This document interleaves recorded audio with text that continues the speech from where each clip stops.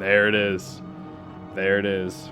All right, I'm gonna show you guys the intro for this, because I remember being a very young child thinking this is like the coolest thing ever. And I've rewatched it when I was getting everything ready. It didn't age well, but enjoy the introduction of Neverwinter Nights.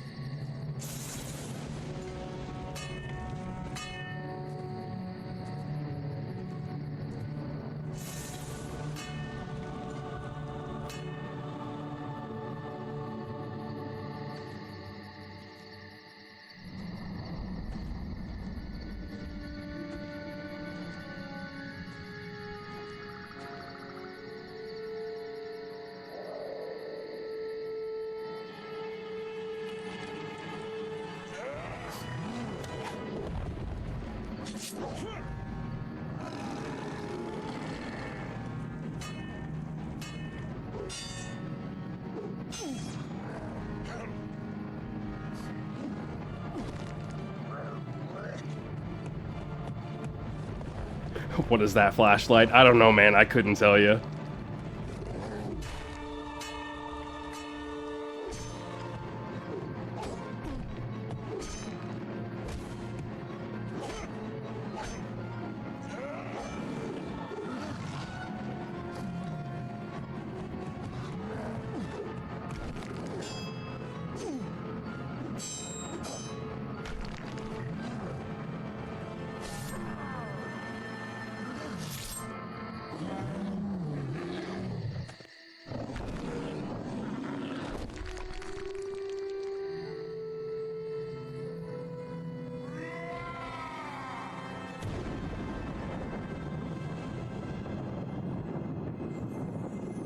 Welcome to Neverwinter Nights.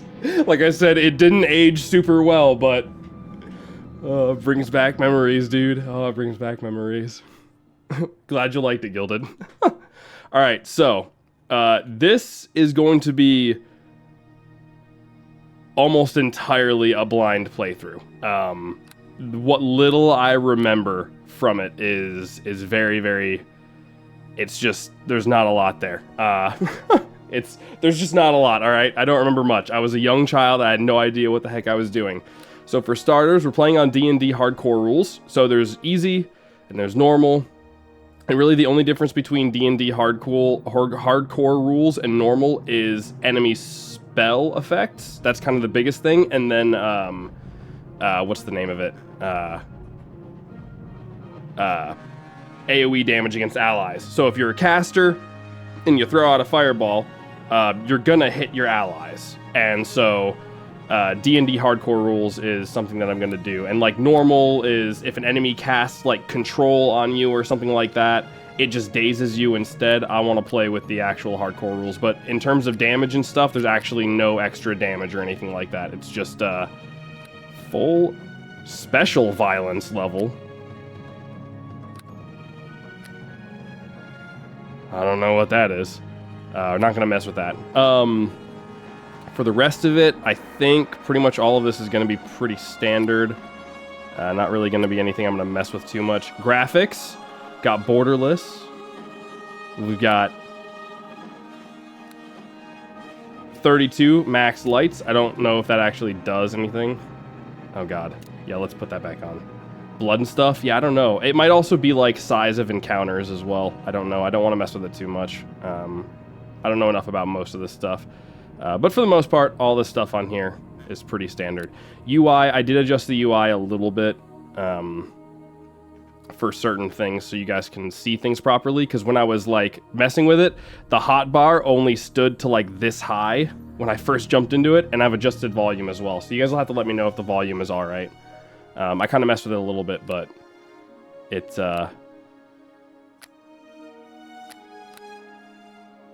I obviously had a very small sample size from you guys. So anyways, that's pretty much it. Resolution, UI, obviously. Resolution is fine. Like I said, I upped the UI a little bit so you guys would be able to see it, and I would be able to see it. And so, yeah. So, couple things. For one, we have official campaigns. We've got the classic campaigns, which are Hordes of the Underdark, Shadows of Undertide, Wailing Death. Wailing Death is the one that we're going to be playing to start off with. That's the original campaign, and then Shadows of Undertide after that, as well as Hordes of the Underdark.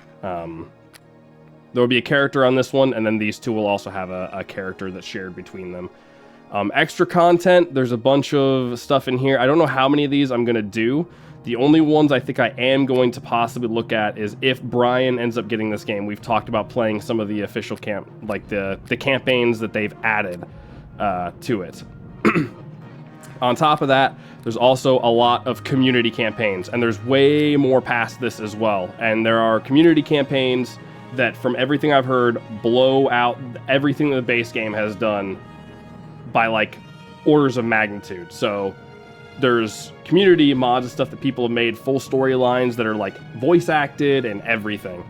So possibly we'll look into doing stuff like that. And then obviously there's even more of them in here. Each one having number of players that are recommended, starting levels, roughly how long it takes to beat them. I noticed a lot of them tell you that it has like, yeah, so expansion size adventure with 25 plus hours of content. So there's a whole bunch of stuff in here that we can possibly look into doing. But that's all stuff for another time. That's only if Brian ends up wanting to do it. So you find yourself at the center of intrigue, betrayal, and dark magic in Neverwinter Nights. Journey through dangerous cities filled with dungeons and deep into uncharted wilderness in search of the cure for the cursed plague ravaging the city of Neverwinter. The Wailing Death is the original campaign taking place across 4 chapters, yada yada yada. And then game opens. The once mighty city of Neverwinter is a hive of panic and terror. Thousands have died from a mysterious plague called the Wailing Death, and thousands more are infected. With the risk of an epidemic spreading across the face of Faerun, the Lords of Neverwinter declared a quarantine and shut the gates to all travel, trapping sick and healthy alike inside the city walls. Lady Erebeth de Tamarel Tilmandara, or however you say it, she'll say it eventually. I forget how you say it. I think it's Tilmarand, I think is how she says it, but I could be wrong, has issued a call to all adventurers within the city asking them to keep order and help her find a cure. Promises of honor and riches have drawn many to Erebeth's side, but for all for naught. The plague spreads with every passing day and sweeps through the poorer quarters of the cities like a flash fire. Many would-be heroes have fallen, and no cure is in sight. So that's kind of the bulk of what we're getting into here. So yeah, let's do it. We'll go in the prelude. Lady Erebeth has ordered the Academy to send you an invitation to come train. And then obviously this kind of just goes into other things. The Frozen North, a name given to the Stark. I think this is all stuff in the actual beginning cutscene. So we're going to play that, and then we'll get started with the actual game. Never mind, we're going to create a character first. Okay, so I kind of have an idea of who I want to play as a character. We're going to be doing this one as a wizard. And I think the wizard that we're going to be doing is not going to be DPS, because if you want to go DPS, then you need to probably play something more like a sorcerer. But we are going to be doing a lot of counter magic type stuff. Summons and that sort of things. And I think hide checks, illusion bonuses, offensive training against goblins, yada yada yada. The biggest one I think is we get a free spell focus. So I think illusion only takes like 2 spells that are okay, and generally those spells can be, if I remember reading about it correctly, those spells could be if you need one of them in particular, there's like scrolls and stuff you can use. But illusion magic is going to be our big one, because there's a lot of like anti-magic type stuff in that. So our goal is to make sure that our party stays buffed and the enemy casters are shut down as much as possible. So a lot of dispelling, a lot of counterspelling, stuff like that. And we have little bonuses to con, which is a little bit more health. Favorite class is wizard, which is good. And we're going full wizard in this one. We're not going to be doing anything special. But yeah, their main focus is what's the name of it? Wizard. So portrait. There's not a lot of portraits. Dude, there's some mods and stuff for this, which are like crazy how many they have. There's like one mod that I saw that added like 1,200 pictures, and I was like, that seems like it's a bit much. We really don't have a lot of portraits in here. Sure, he looks all right. There's not a lot of gnomes in here, is there? Let me see. If there is anything. There's really not a lot in here. I thought there was going to be more.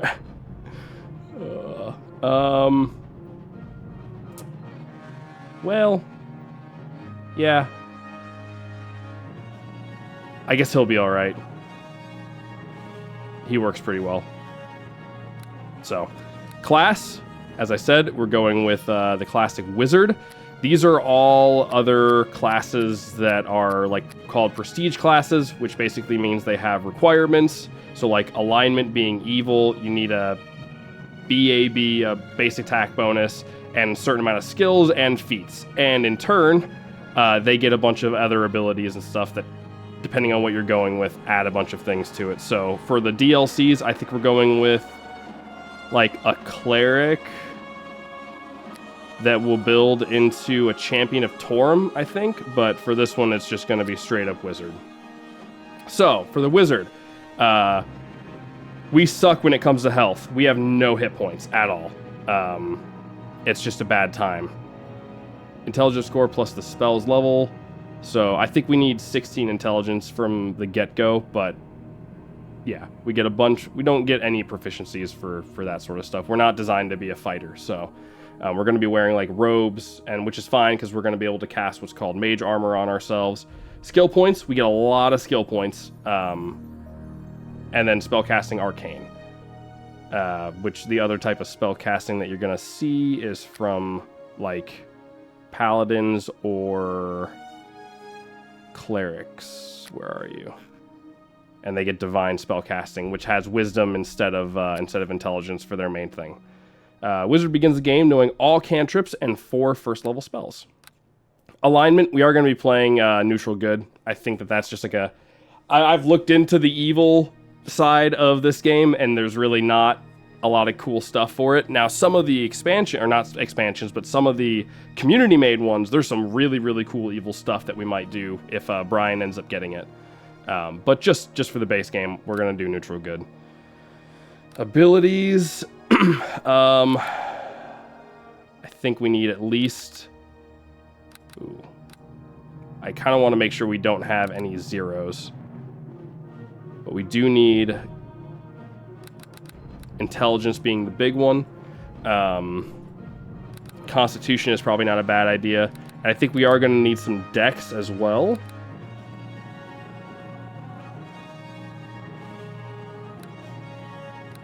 We could give ourselves 18 and just say it sucks with a 14 on our, or an 8 on our strength, but it does affect carry weight and stuff like that, so I might just stick with the 16, because we're going to get items that buff stats and stuff too.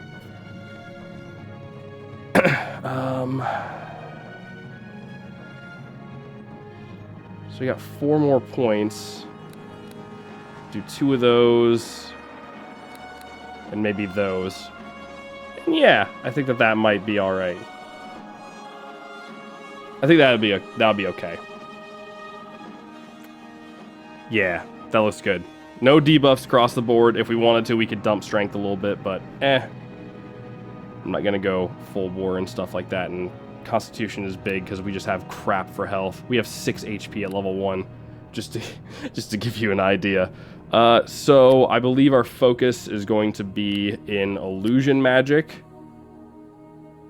But I think for packages... Whoa, don't mess with that.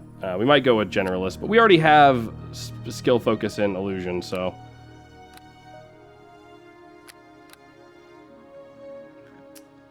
So we need... Concentration is a big one. This basically means that, like, whenever we're casting a spell, if somebody hits us or something like that, we don't have to worry about... We have to roll a concentration check to see if our casting even works. Discipline is not necessary. Heal is a class skill that we need. Lore we need to max out. Open lock. I don't think we need that. But we can probably put a couple of points in there. Persuade is going to be one that we need. Oh, you know what? Maybe if we reduce all of these just a tad. Spellcraft is also something that we need. Taunt, tumble, all that doesn't matter.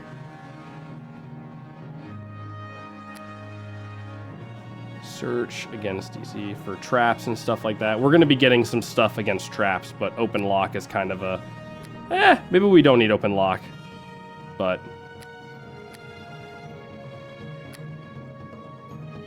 I don't know if bluff is going to be something that we're going to really want to mess with, but I know persuade is going to be something that we're going to need.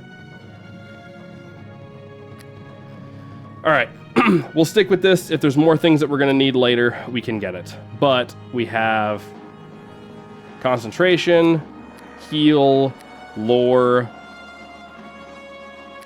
Oh, you know what? No, I think search is something that we need.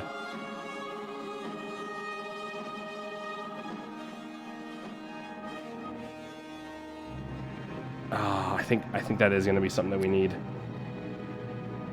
Because search allows us to see traps, which is going to be important. So, and it's an intelligence ability, so we have bonuses to it based on our intelligence, and it basically tells you like what skill check you get is. So basically, before we drop die, it's a 4. So, yeah, I think that'll be good. That gives us a little bit of persuade, a little bit of our class skills, and yeah. That might also not be too bad, but we'll stick with that. Okay, so we have some bonuses from our gnome side of things. Low light vision, we don't have to worry about that because there's nothing in here that has a mount. That's some of the expansions people make. We get a bonus, spell focus for illusion.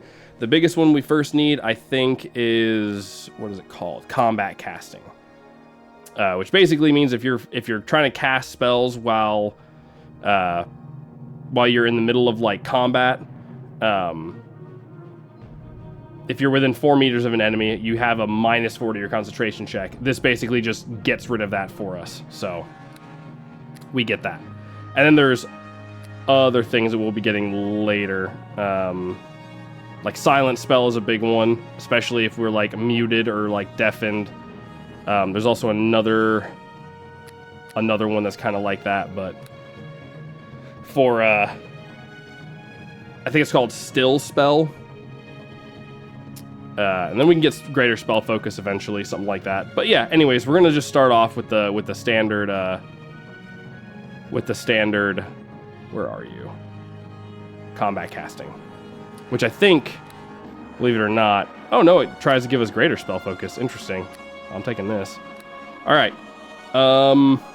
School of Magic is going to be illusion. It prohibits us from getting enchantment, but that's fine because enchantment has a couple of cool things, but really nothing too crazy. But illusion is a big one. Because when you get into later levels, a lot of things become immune to like commands and stuff like that. So it kind of sucks. But we're going to be taking illusion. So yeah, it should be okay. All right. Now we have spells. So we start off knowing all of these, which is fine. But for our basic spells, we're going to want Summon Creature, Mage Armor. I think Identify is probably a good one to have. Color Spray, I think, is a good one to have because it's like an AoE kind of thing.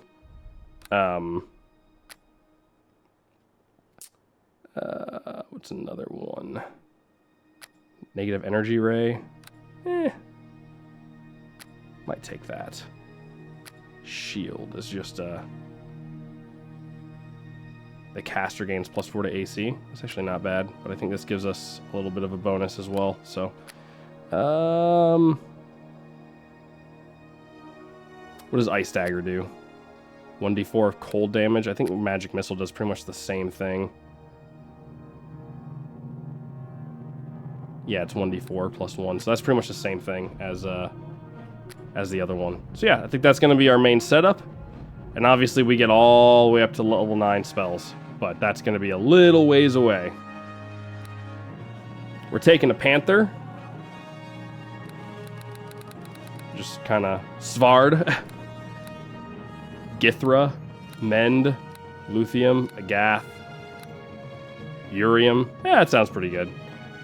And he gets sneak attack, which is why we're taking him. He also has the ability to find traps and stuff like that as well.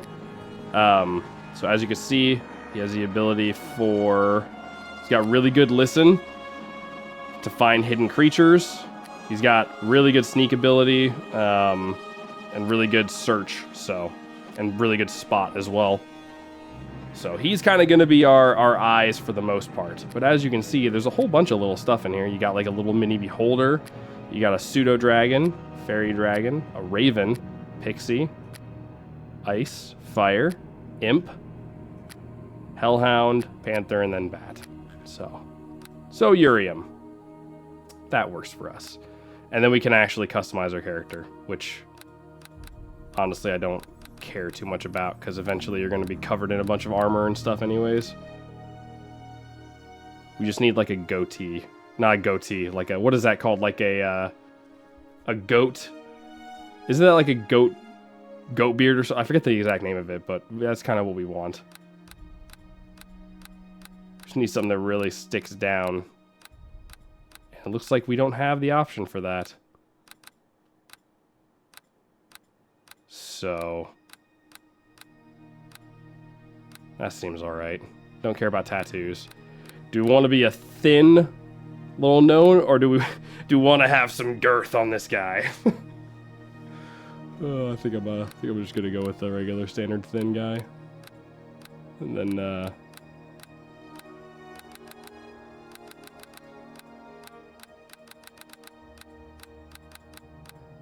we'll go with this one, because this one I feel like this would work really well for an evocation wizard, but I like this guy.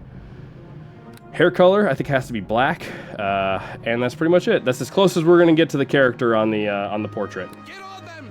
Attack, I say! Okay, so here's where we have a whole bunch of different voices. Now, we have a whole bunch of cool stuff. You know, you got like a sociopath. To see suffering. You know, we got Their time has come. power hungry. Destroy them all. Yeah, a scholar. We will attack. But if I remember correctly, I really liked this one. Attack! I say attack! Which, it really works best for a bard, but you know, You are so gonna feel some wrath. it's just one of those, it's like the chef's kiss, you know? Back to wherever. Oh, it's I will so come. good. Bring your healing arts unto me.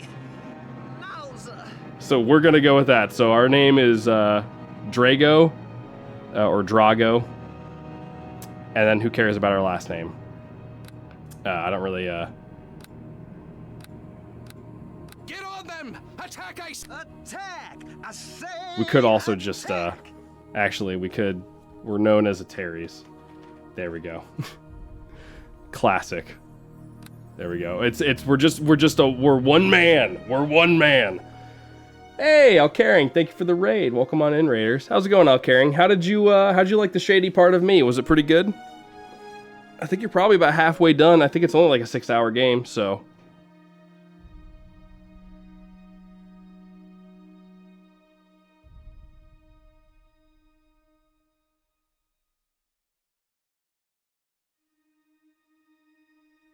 All right, there we go. I had to turn my my stuff down a little bit because it's a little toasty in this room already. All right, so this is our guy. We have Ateriese. We're a gnome. We're neutral good. We are a wizard focused in what's the name of it? Illusion magic. We have no debuffs. 16 on our intelligence. We'll have to put points into that as we go up, because that's our big stat. And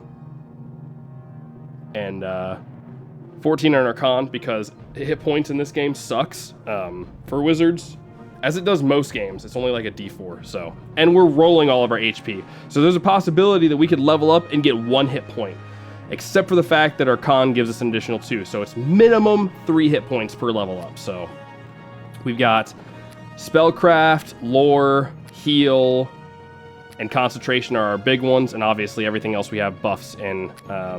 Persuade we need a little bit of, but we'll see how often that comes into play for this. We've got the classic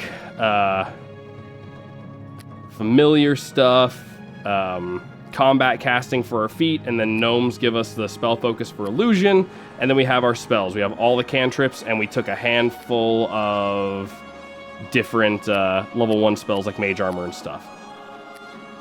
All right, here we go. Let's get into it. The frozen north, the name given to the stark and unforgiving frontier that lies beyond the high moor of Faerun. A bleak wilderness where barbarian clans and tribes of giants roam the land and fierce dragons rule the skies. But amidst the frozen savagery stands a bastion of civilization, the city of Neverwinter, jewel of the north. Behind the city's high walls, those both hardy and brave carve out an existence from this bleak land under the guidance and protection of the legendary hero, Lord Nasher Alagonda. Yet there are some things that all the courage in the world cannot stand against. A virulent plague swept the city, a terrible affliction that began in the beggar's nest. Soon, all of Neverwinter would feel the touch of the wailing death. The disease could not be cured. Panic ensued. The streets erupted into violence. The jewel of the north was brought to its knees. To save Neverwinter, Lady Aribeth de Tilmarand, Paladin of Tyr, and Lord Nasher's right hand put forth the call for a champion. A rush of would-be heroes answered her call, some drawn by promises of grandeur and glory, others by the lure of gold. Those with the greatest potential were initiated into the academy to train and study under the greatest minds of Neverwinter, all in the hopes a champion might emerge to save the city from the wailing death, and whatever sinister force might be behind it.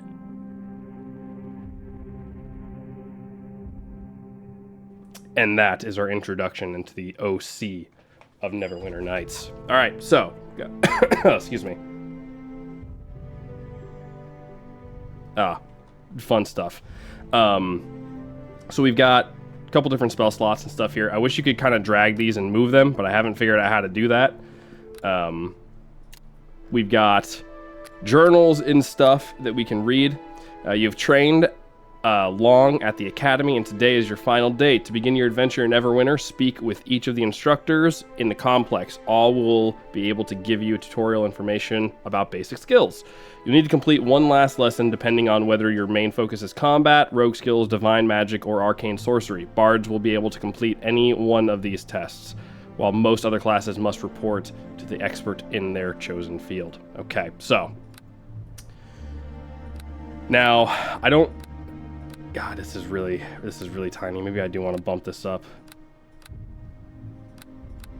Yeah, it's a little bit better. It's a little bit better. So we've got our spell book, and we can decide which ones we want to put on things like this.